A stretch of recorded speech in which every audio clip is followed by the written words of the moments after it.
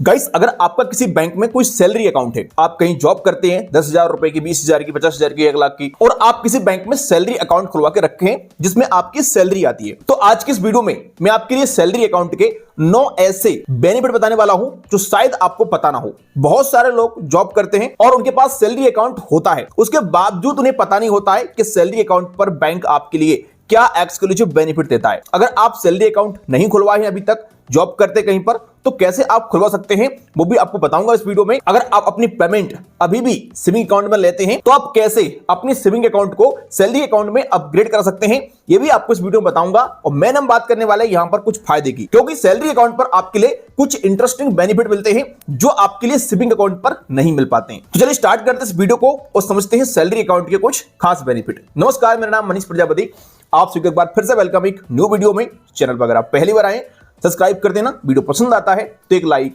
जरूर कर देना। अब गाइस, जो व्यक्ति जॉब करता है वैसे भी उनके पास टाइम नहीं होता है, क्योंकि 8 घंटे दिन में ऑफिस में देने पड़ते हैं, बाकी थोड़ा बहुत टाइम मिलता है तो घर में देने पड़ते हैं। तो आजकल व्यक्ति ये सारे बेनिफिट जानने के लिए बैंक में जाता नहीं है। इसलिए अगर आपके सामने वीडियो आ चुका है तो इस वीडियो को पूरा देखिएगा और सारे के सारे बेनिफिट को समझिएगा। देखो, अगर बात करता हूं मैं सैलरी अकाउंट की, तो सैलरी अकाउंट एक सेविंग अकाउंट ही होता है, लेकिन खास करके ये सैलरी वाले लोगों के लिए बनाया गया है। जो लोग जॉब करते हैं कहीं, उनकी पेमेंट आती है इस अकाउंट में, उसको हम सैलरी अकाउंट कहते हैं। ये सेविंग अकाउंट ही रहता है। अगर हम बात करें इस अकाउंट के कुछ बेनिफिट की, तो सबसे पहला बेनिफिट आपके सैलरी अकाउंट का ये रहता है कि अकाउंट जीरो बैलेंस रहता है। अगर आप उसी बैंक में नॉर्मल सेविंग अकाउंट खुलवाएंगे जाकर के, तो वहां पर आपको बैंक की क्राइटेरिया के हिसाब से एक मिनिमम बैलेंस रखना पड़ेगा, अपनी एरिया के हिसाब से या फिर उस बैंक के अकाउंट के हिसाब से एक फिक्स आपको क्वार्टरली एवरेज बैलेंस या मंथली एवरेज बैलेंस रखना पड़ेगा। लेकिन उसी बैंक में अगर आप जाके अपना सैलरी अकाउंट ओपन कराते हैं तो आपके लिए सैलरी अकाउंट में कोई भी मिनिमम बैलेंस नहीं रखना पड़ता है। अक्सर बैंकों में आपको सैलरी अकाउंट एक जीरो बैलेंस अकाउंट ही मिल जाता है, जिससे कि आपका अकाउंट कभी अगर जीरो बैलेंस हो जाता है,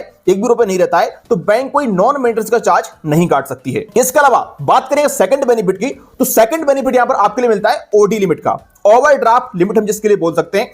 ये एक इस प्रकार का फैसिलिटी होता है बैंक में कि जो लोग जॉब कर रहे हैं तो बैंक आपके अकाउंट पर आपकी सैलरी को देखते हुए एक ओडी लिमिट एक्टिव कर देता है, जिससे अगर आपकी कभी सैलरी टाइम पर नहीं आती है, लेट हो जाती है 10-20 दिन, तो आप उस ओडी लिमिट को यूज कर सकते हैं। यहां पर बैंक एक फिक्स अपना इंटरेस्ट जरूर लेता है, लेकिन हां, आपका काम चल जाएगा और सैलरी आने के बाद अपनी ओडी लिमिट का आप पेमेंट कर देंगे, तो आपका यहां पर इस प्रकार से काम चलता रहता है। तो सैलरी अकाउंट पर आपके लिए ओडी लिमिट का भी एक बेनिफिट मिल जाता है, जो कि इमरजेंसी में काफी काम आ सकता है। इसके लिए आपको अपने बैंक से संपर्क करना है। अगर आपकी पेमेंट काफी ठीक ठाक है और आपकी बैंक ओडी की फैसिलिटी देती है, तो बिल्कुल आपके सैलरी अकाउंट पर आपके लिए एक ओवरड्राफ्ट लिमिट मिल सकती है। बात करते हैं हम तीसरे बेनिफिट की, जो है pre approve credit card, pre approve loan का।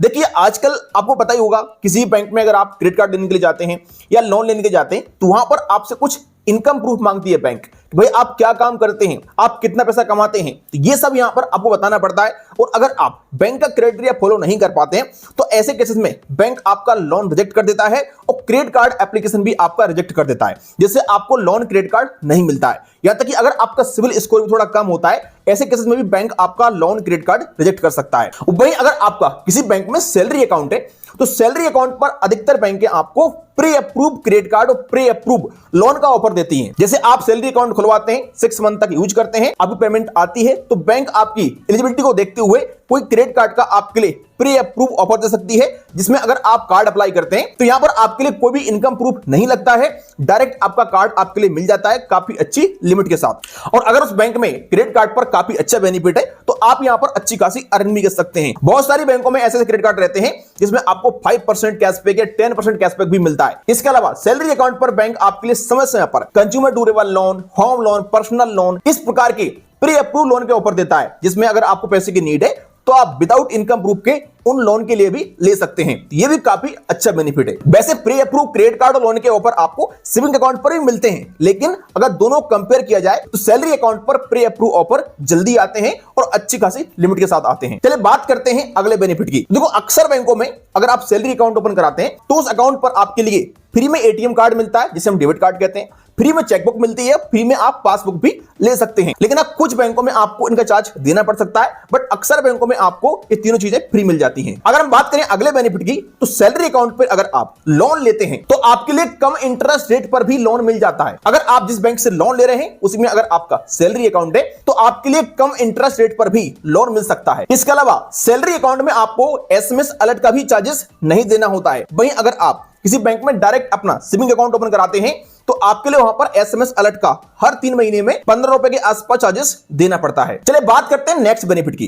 तो देखो, सैलरी अकाउंट पर आपके लिए बहुत सारी बैंकें फ्री में एटीएम कैश विड्रॉल करने की सुविधा देती हैं, यानी कि आप अनलिमिटेड फ्री में कैश विड्रॉल कर सकते हैं किसी भी एटीएम से। बहुत सारी ऐसी बैंकें हैं जो आपके लिए सर्विस आपके सैलरी अकाउंट पर देती हैं। इसके अलावा अगर आपका किसी बैंक में सैलरी अकाउंट है तो आपके लिए उस बैंक में आईएमपीएस, एनईएफटी, आरटीजीएस इस प्रकार की फंड ट्रांसफर की सुविधा फ्री ऑफ कॉस्ट मिल जाती है, अनलिमिटेड। बाकी नॉर्मल सेविंग अकाउंट पर आपके लिए इन सबका एक फिक्स आपको चार्जेस देना होता है। इसके अलावा बहुत सारी बैंकें सैलरी अकाउंट पर आपके लिए काफी अच्छे इंश्योरेंस के बेनिफिट भी देती हैं, जैसे कि दुर्घटना बीमा कवर, पर्सनल एक्सीडेंटल कवर या एयर एक्सीडेंटल कवर। इस प्रकार के काफी सारे बेनिफिट आपके लिए आपके सैलरी अकाउंट में मिलते हैं, लेकिन ये हर बैंक में अलग अलग होते हैं। तो आप अपने सैलरी अकाउंट के सारे बेनिफिट एक बार जरूर पता कर लीजिएगा। तो ये सारे के सारे बेनिफिट मिलते हैं आपके सैलरी अकाउंट पर। इसके अलावा और भी कई सारे बेनिफिट हैं, बट इस वीडियो में हमने कुछ मुख्य बेनिफिट की बात की है। अब यहां पर एक बड़ा क्वेश्चन ये आता है लोगों के दिमाग में कि मान लो हम कहीं पर जॉब करते हैं किसी कंपनी में और वहां पर हमने सैलरी अकाउंट खुलवा लिया। इसके बाद मान लो हमारी जॉब चली गई या फिर हमने छोड़ दी,